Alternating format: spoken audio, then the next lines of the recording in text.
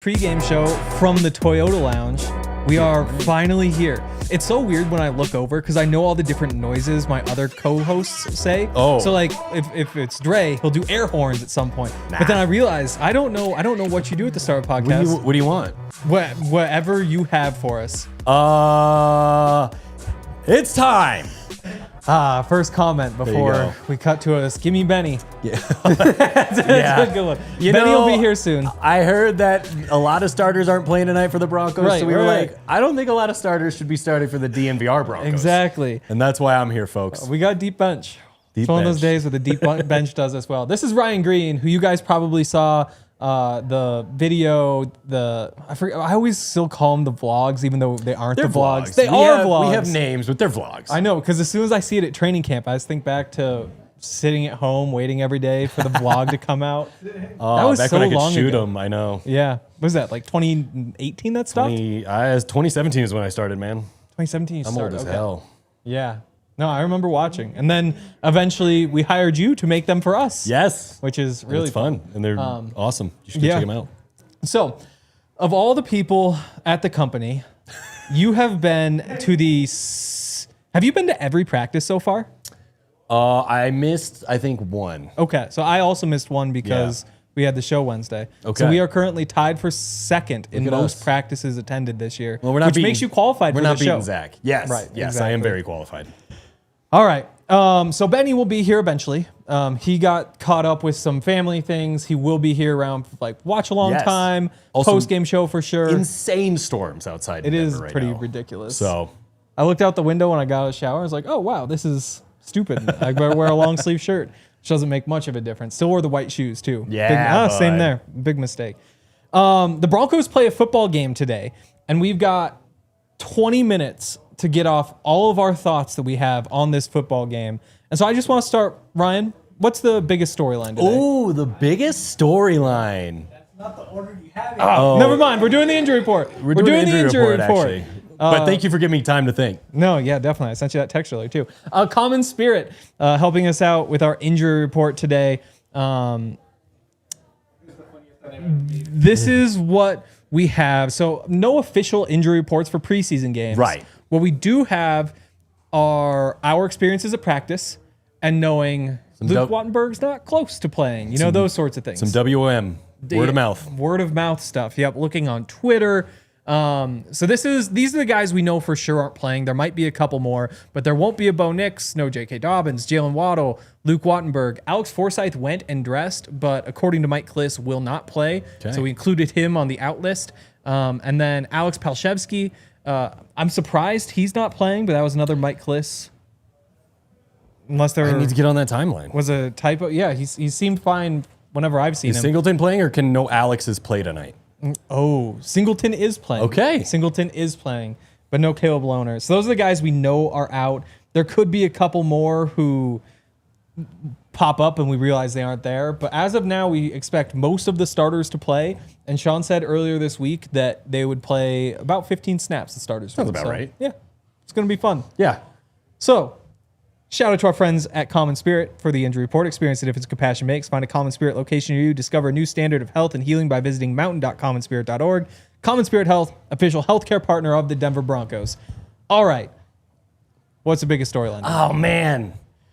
So again, all storylines for me, especially game one, grain of salt. Yep. Really doesn't. The grain of salt. I am genuinely curious about the backup quarterback. Yeah. I really think from what I have seen, Sam Ehlinger has looked really good. Mm-hmm. And again, maybe because it's practice or whatever, but like, I just think that is something absolutely interesting to watch. Jarrett Stidham, obviously kind of a Sean Payton guy. Yep. Been in the league, I guess not that much longer than Sam. Maybe Right. 2-3 years? I guess 3 years. So Ehlinger actually, so he was with the Colts, played with Phil remember Lindsay. that. Oh, no way. So yeah, so got all the inside scoop and all that sort of That's stuff. wild. Which is Okay. my frame of reference in terms of Sam Ehlinger's age. Phil Lindsay in Indy. Okay. Right, whenever that was. So that's definitely something that I want to see. And then, look, if you're going to be a good team, you got to have depth. Yep. Then that's what that is. So like this is where I want to see. Okay, is the defensive line as deep as I think it is? Is any playing? And he should be playing. As far as we know, he's playing. I want to see the rookie. I want to see Onyedem. This is where I want to see, because you are going to have at some point this season backups going in and starting a game. So it's I don't know how much it actually means. I don't know how much they actually game plan for the Falcons rather than, hey, this is our scheme. Let's see if you can run it. But these are the types of things that I want to see tonight. I am very eager to watch the quarterbacks play. I am also excited for that. I do enjoy that it's a battle for the backup job and not the starting job. Yes. Boy, are those not as much fun as you Yes. think. Oh, bro, my first camp was Trevor Siemian, Paxton Lynch. Oh, wow. And Mark Sanchez. And Sanchez, yeah. Oh, God. That's a good first camp. What was my first camp? That would have been, that was the Hackett camp. Bro. So it was the your Russ fault. camp It was also, your fault, yeah. dude. What a crazy first camp that one is. Go in thinking like, oh, they got Hackett and Russ. Oh, this yeah, is gonna dude. be fun. Hackett was taking reps at running back. Oh, man. That's right. I forgot about that. I forgot about that. Man, what a guy. Let's get back to the current time now because it's a lot more fun. Yes. But yeah, it'll be fun to see the quarterbacks. I think Ehlinger's provided more big plays for sure. My one complaint, hospital balls. A lot of times you see like, oh, there's Michael Bandy across the middle, and you're like, oh, he would have gotten crushed by That's a JL fair Skinner. point. Which in practice doesn't matter because they aren't allowed to hit him. Yes. Tonight, for the first time, it does matter because those receivers are going to be pissed at you if you get them hit. Oh, especially in preseason. Exactly. Exactly. No, that's pretty good. Yep. Are you interested in the running back battle at all? I am interested. So my number one, they don't have a center. All three of their should we say centers are this? Sorry, hurt. I'm looking at the time. Should we? No, we'll get there. Okay, We got okay, a lot okay. to talk about. Okay, cool. You got 23 minutes. Right. I think the big one to me though is the centers because no Luke Wattenberg, no Alex Forsyth, not even a Michael Dieter. Is the new guy playing? The guy that they just signed? I think so. Lecitus? Lecitus Smith. Lecitus. L-E-C-I-T-U-S. Lecitus is that's a good roll of the tongue. Lecitus Smith. I like that. Lecitus Smith. Yep. Who I think played for one of the Texas schools because I vaguely remember him.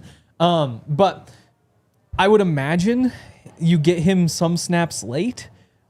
It's one of those weird things where like Luke Wattenberg, if he's close on the borderline, of course you don't play him in the preseason. Yeah. Michael Bandy, who if you're close and you don't really know, you kind of give him the opportunity to play because this is his chance to like make a career for himself. That's fair. And I think that while you'd be setting Lecitus Smith up for failure, what other opportunity does he get? Because as soon as the centers are healthy, he's gone. Do you think Bo Nix plays some snaps if the center position was a little healthier? I think so. Okay. I think All right. so. I think was that's thinking about what this it is. earlier. Yeah. Yep. I think if they had centers, then he would play. And with these centers, so Calvin Throckmorton bumping inside. He was a tackle at Oregon, then goes to the Saints where he played mostly guard, but a little bit of tackle.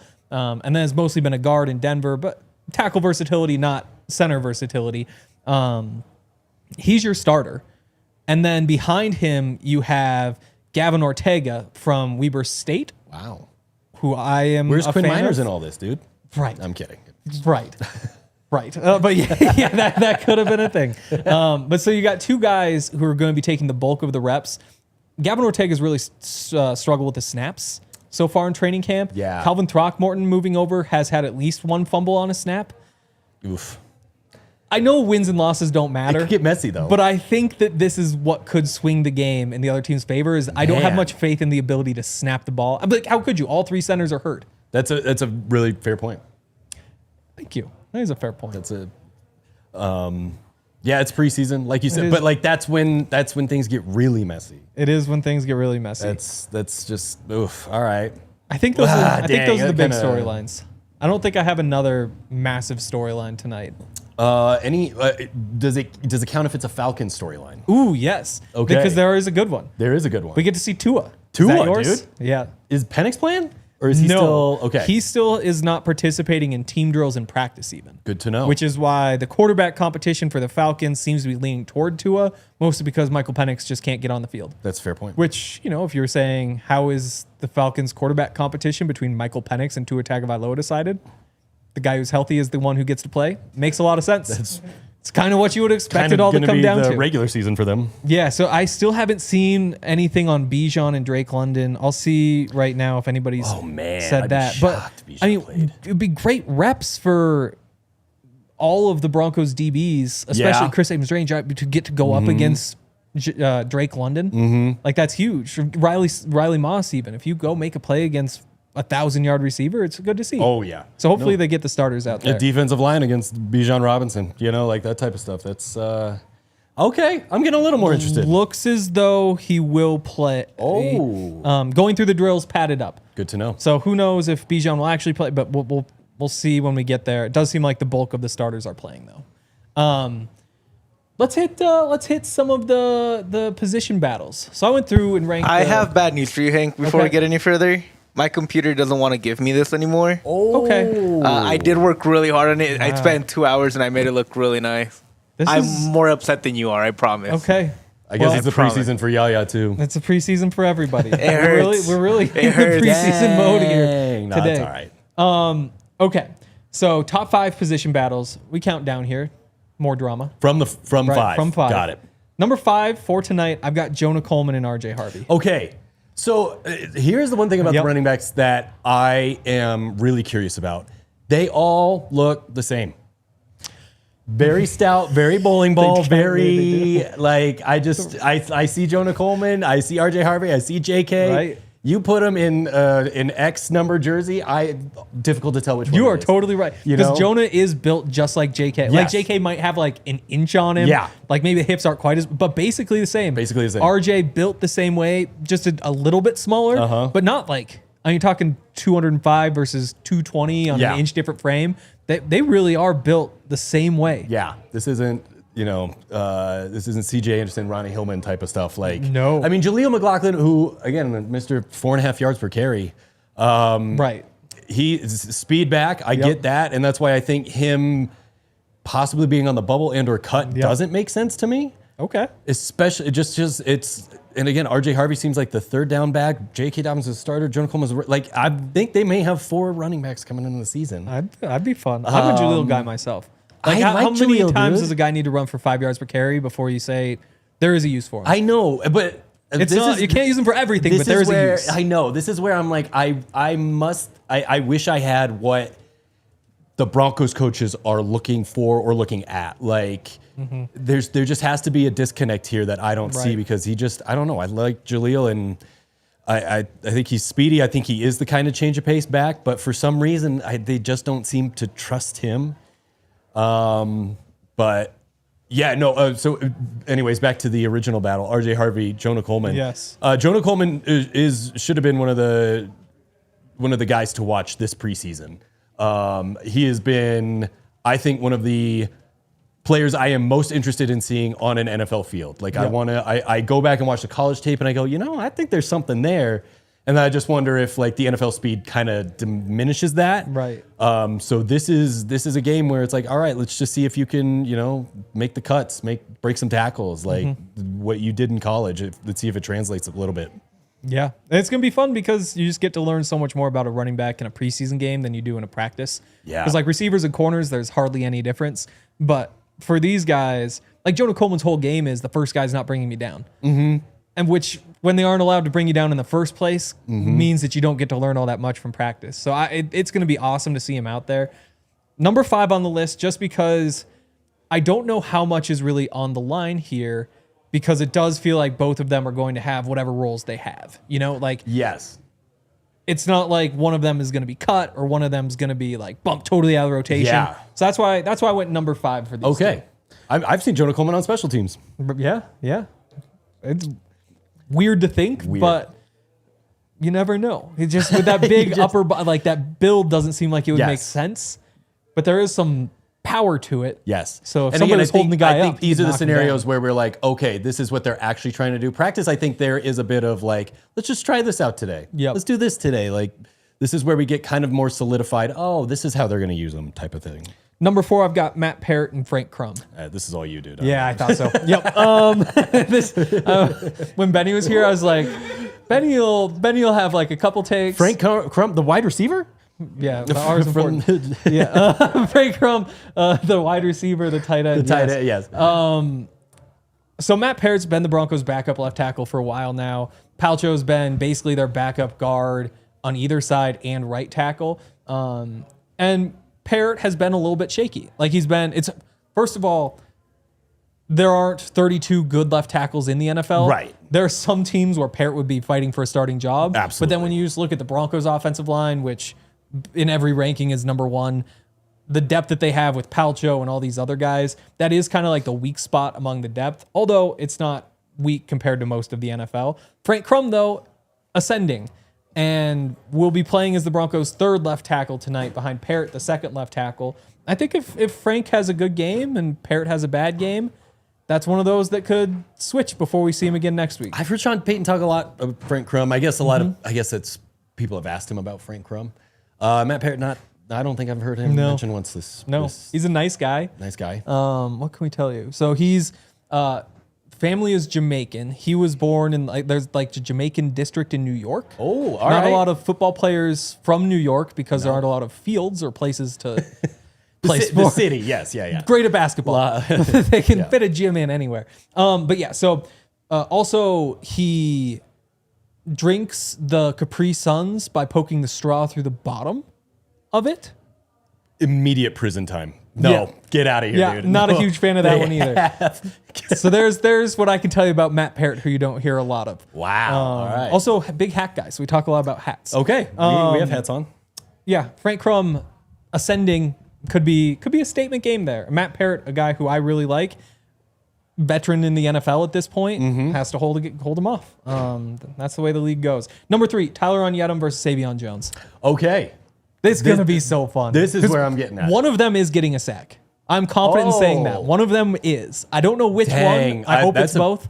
That's a pretty good. That's a good stamp of approval on that one. Good. Good for you, Hank. I was hoping for your stamp of approval. So what I showed up here today for. Which one? Who do you feel better about? Who do I feel better about? Probably Yeah. Savion Jones, mainly because the year in the system. But like, Onyedem, you were the first pick. I mean, Right. not first round pick, Right, but the you last were first pick, but the first pick nonetheless. The first pick Yeah. nonetheless. And he has stood out to me in practice at times for sure. Okay. He seems very big. Oh, am I already getting replaced? He seems like a guy that, like, if he was 3rd round, right? Yep. If he was taken 3rd round with 2 picks ahead of him, I think we would be talking about, like, this could be a really good, like, kind of sleeper pick for the Denver Broncos. Like, to get him in the 3rd round, I think is a really good pick. Oh man, do you think they'll be on the field at the same time? I think they will. Okay. I think the starters go out there and handle the first. I'll say they get 2 drives, and then Okay. after that they make the sub, and those 2 are holding it down. In the I think middle. there's absolutely a sack between both of them, and Okay. I think we're going to see a lot of sacks from this team, not only in the preseason but in the whole regular season. They so as just well. look aggressive. They have the guys to do it. They have the same guys to do it. Oh, The chat said pause, and I don't know why. pause. I feel when I don't That get was what the probably reference. me. I know. It's probably You'll have very to let funny. me know, chat. I said something, didn't I? All right. Anyways. I think it's time to make our substitution. Oh, Ryan, all right. great work. Great Bennie, work. it's all warm for you. We will see you on the watch along. It is all warm. Bennie, you made it. Glad you made it. I did. I was speeding. Good. Speeding in the rain. That's what we're all about. Speeding in the rain. We are now joined by traffic. Super Bowl 50 champion Bennie Fowler. What's up, guys? What's up, chat? So we've got a few minutes left. We're going through the top 5 position battles. We've reached number 2 on my list. And this is a weird one because instead of one guy versus one guy, I've got 2v2. I've got Lavelle Bailey and Karene Reed versus Red Murdoch and Torian York. Because those are going to be the order of the guys who go in. And I think that there's this... The battle is almost can a young guy unseat another undrafted guy who's been here for a year or two? And I think they almost work as duos. Carrion Reed. Exactly. Making the 53 last year. Right. Yeah. And then Lavelle has gotten some run at various times. Yep. I think it's on Karene Reed and Lavelle Bailey to look like they've been in the system more so than Red Murdoch and Torian York when those two sub on for them. Yeah, for sure. Lavelle Bailey, Carrion Reed, they got it. They got to be vets. Yep. I mean, Carrion Reed just going into a second year has to, go out there and make plays, show that they understand the system. But look, they're going to give Red Murdoch a lot of opportunities. Number one, incredible name. Obviously a draft pick. Draft picks do get priority. And for some reason, not for some reason, when you do get drafted, that always plays a part in terms of how coaches see you, how the scouts see you, because you were selected, and they're always trying to replace us undrafted guys. So if you did get drafted, regardless if you are Mr. Irrelevant, the last pick of the draft, you still got drafted, you still got your name called. So it'll be interesting to see. I'll be curious to see if Red Murdoch actually, if he causes a fumble. If he causes a fumble tonight, he's making. Well, I think he's going to make the team, but because he's a draft pick. But if he causes a fumble tonight, that's going to be incredible. It would be incredible. Before we get to number one on the list, I think that you didn't put the backup quarterbacks on here, which I think there's a battle there. Like, look, I mean, Sam's getting some reps with the twos. I think there's for sure going to be a little bit of a position battle in terms of the backup quarterback. There's something going on there. We're going to give a quick shout out to our friends over at Coors Light.